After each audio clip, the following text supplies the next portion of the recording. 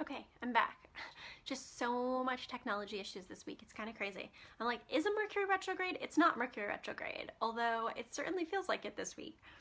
But it's kind of ironic because the video cut out at Libra, which is actually halfway through, that's the 7th house, right, in astrology. So it's pretty funny because we almost made it about halfway through the zodiac and then it cut out. So for Libra's patience, and how funny too that this is about, you know, having patience. So patience, patience, patience, just allowing things to occur in the timing that they're meant to occur, and just, you know, a little bit also continuing what Virgo is learning too about trust and surrender. All right, Scorpio. What does Scorpio need to know for this week?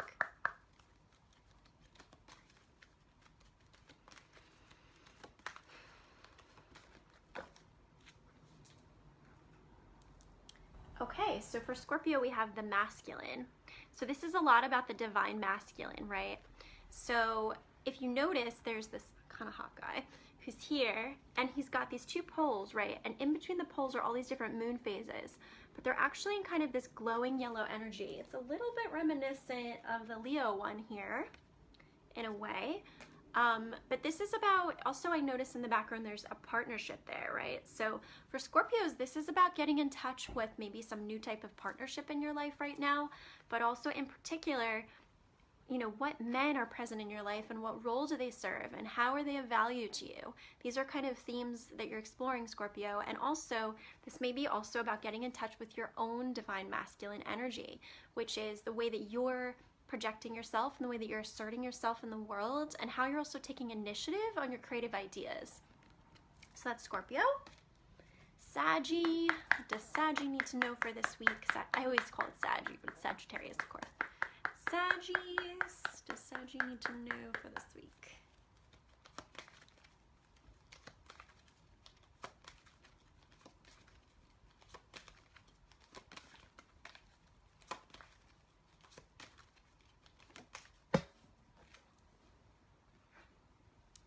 All right, for Sagittarius, we have supermoon attraction. So we've got this giant big moon here. This is number 44, which is angel numbers. And you could see here that the person is sitting there and they're looking at this giant kind of orb of like manifesting energy that's there. So for Sagittarius right now, it's a lot about calling into physical form what you want and what you need. Especially with Jupiter transiting through Sagittarius, this is a time of almost like crazy good luck for you, you know, if you have Sag energy. But also keep in mind that Jupiter is a gas planet, so sometimes it doesn't manifest as immediately as you might think it would. That's why we also have to be curious. He's thinking of careful and something else.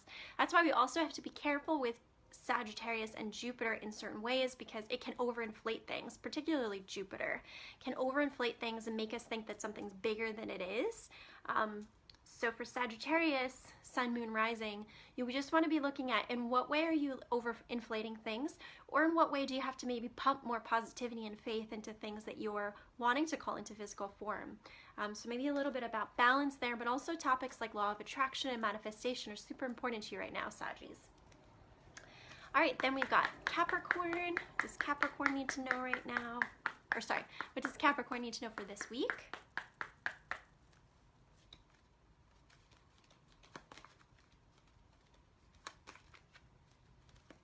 Capricorn. All right, for Capricorn, we have abundance, Hunter Moon. So this is a really definitely positive card for Caps. And you can see here that there's just so much present in nature. We have the fox, we have all these different animals, we have this gorgeous full moon in the background, you know, so this is really about, also this could be about connecting with, you know, spirit guides in the animal kingdom. So potentially even connecting with like the devas and the fairies, spirit animals, power animals, those kinds of things. I'm also kind of getting the sense about maybe some shamanic work as well. So maybe shamanic breath work or things like that. But in particular, Capricorn, it's like, okay, what is flowing that's so harmonious and so good right now? Let's be thankful and grateful and take ownership of that. You know, I feel like the eclipse in January triggered a lot of changes for Capricorns, and they're still kind of settling into that new change energy. So it's a reminder here about staying in that space of abundance and being of value in that abundance, and the way that we can stand in our power in that abundance, and the way that we can be of service within that abundance to society and others, right? All right, Aquarius, happy birthday any Aquarians that are watching this. So Aquarius, which is Aquarius, need to know for this week.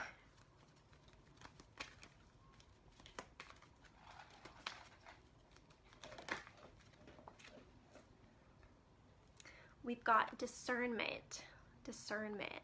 So this is like such a perfect card for Aquarius, because in a sense, this person's head is sort of half in the clouds and half in the stars, right?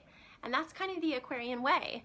I jokingly with love say that Aquarians sometimes speak like 2 degrees removed from reality, because Aquarius thinks at a level that's sort of like in the heavens and the stars. So sometimes they're not always present here on the earth, communicating or thinking about things in that kind of more grounded way, right? So there is a little bit of that going on, but there's also kind of this energy of manifestation going on with the way that the 2 hands are there and they're forming this kind of ball of energy. So for Aquarius, this is like, okay, in what way do you need to be up here? And in what way do you need to be down here? And you're sort of needing to police yourself right now and say, you know, am I dreaming too much, or do I have things that I need to be creating in the physical? I think that that's kind of a theme that's going on for Aquarius. And then we have Pisces. Last but not least, what does Pisces need to know for this week?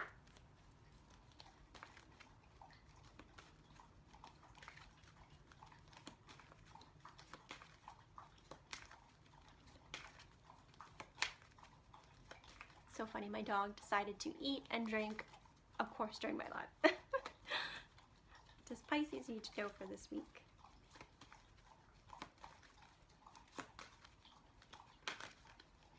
All right, we've got 3 cards for Pisces. No, we're not doing 3 cards. Sorry, angels. We need to know for Pisces this week.